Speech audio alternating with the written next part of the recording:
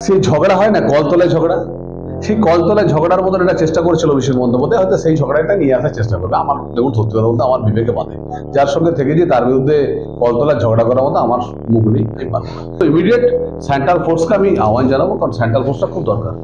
এলাকার মানুষের প্রতি ভরসা আছে, 16 লাখ মানুষ আমায় বারবার দেখেছে। ব্যক্তি সমিতি বা ব্যক্তি সুবিধা এটা নিয়ে চলা উচিত না, রাজনীতি হচ্ছে ডেভেলপমেন্ট। এই মুহূর্তে আমরা মুখোমুখি হয়েছি বিষ্ণুপুর লোকসভা কেন্দ্রের বিজেপি প্রার্থী সৌমিত্র খায়ের। প্রথমে সৌমিত্ররা কাছে জানতে চাইবো, ফের আরেকবার আস্থা বিজেপি শিবিরের আপনার পরে কতটা ভালো লাগছে?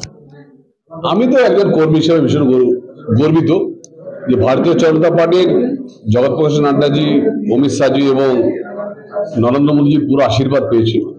এবং সবচেয়ে বড় কথা হচ্ছে কর্মীদের যে উচ্ছ্বাস, কর্মীদের যে ভালোবাসা, সেটা আমার কাছে বড় সম্পদ। কাজ করেছি তাই আজকে এই জায়গাটা এসেছে, কাজ করতে পেরেছি তাই আজকে যুব মোর্চার সভাপতি করেছিল, আজকে সহসভাপতি আছে সুকান্ত দা, শুভেন্দু দা, সবাই আমাকে ভালোবাসছেন, তাই আজকে এই জায়গাটা আছে। বিধায়করা আমার সাথে রয়েছেন,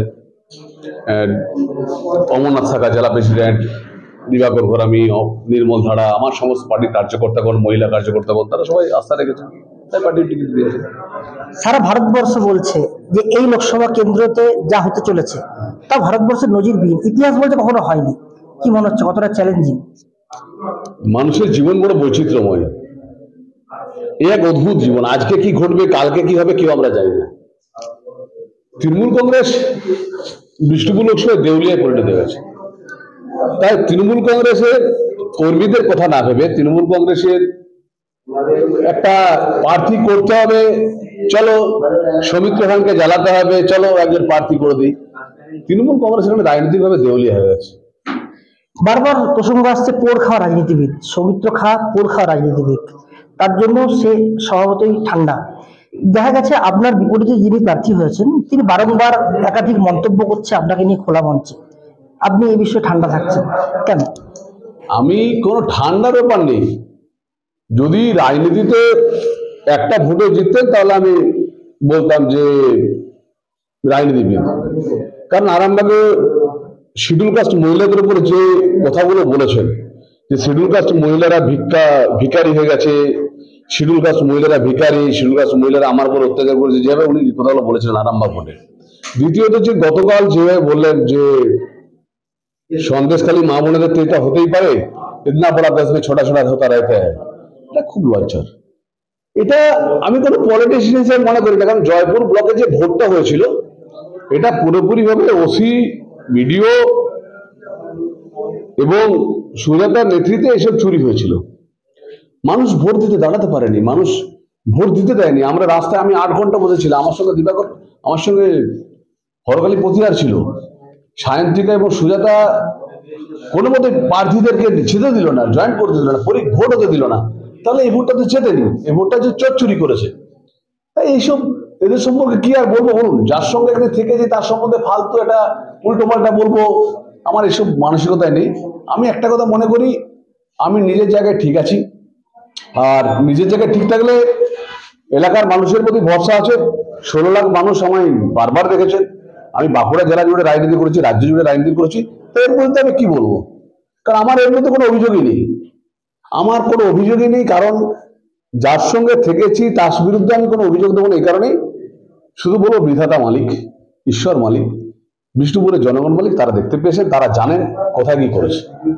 2019-এর যে কৃতিত্বটা আপনার জেতার পিছনে কার, সৌমিত্র খায়ের না সুজাতার? আমি একটা কথা বলি আপনাকে, ভারতীয় জনতা পার্টিতে আপনার এখানে আমার পঞ্চায়েতের বুথ লেভেল থেকে শুরু করে, মহিলা থেকে শুরু করে, নরেন্দ্র মোদীজির সভা থেকে শুরু করে, অমিত শাহজির সভা থেকে শুরু করে, পার্টির ফান্ডিং থেকে শুরু করে সবকিছু বাদ দিয়ে আপনি একজন ব্যক্তির উপরে দেবেন কি করে? আমি সৌমিত্র, আমি যদি বলি আমার কৃতিত্ব, ভুল, রং। ভারতীয় জনতা পার্টির কর্মীরা হচ্ছে শেষ কথা, ভারতীয় জনতা পার্টির নরেন্দ্র মোদী হচ্ছে শেষ কথা। আমি আজকে জিততে যেতে পারবো না, আমি জিতলে 4% ভোট পেতে পারি, কিন্তু পার্টির সাথে আছে, আমি 56% ভোট পাবো। পুরোটাই পার্টির কৃতিত্ব। আর নিশ্চিতভাবে স্বামী যখন বিপদে পড়ে স্ত্রী তার যায়, এটাতে নতুন কথা কিছু নেই, এটা তো স্বাভাবিক নিয়ম, তাই প্রচার করেছে। আজকে আমার জায়গায়, আমি যেখানে যেতে পারবো না, আমার কর্মীরা ওখানে পেয়েছে লড়ে, এটাই তো স্বাভাবিক, এটাতে নতুন কিছু নেই। কেউ কেউ বলতে সৌমিত্র খা চিন্তিত। আরে বাবা, চিন্তিত একদম নয়, আমার চিন্তিত হচ্ছে তৃণমূল কংগ্রেসের কর্মীদের জন্য। যে তৃণমূল কংগ্রেসের কর্মীরা পুরোপুরি ভাবে দেখেছিল অভিষেক বন্দ্যোপাধ্যায় জিভ কেটে কুকুরকে খাওয়ানো হবে বলেছিল। আমি চিন্তিত যে অভিষেক বন্দ্যোপাধ্যায় ছেলে নিয়ে বলেছিল যে কাটমানির অংশ আয়ান্স, এই ধরনের কথা বলেছিল। আমি তাদের নিয়ে চিন্তিত যে তৃণমূলের ছেলেরা কোথায় যাবে। আমি তৃণমূলের ছেলেদেরকে বলবো আমি আছি, একদম চলে এসো আমার কাছে।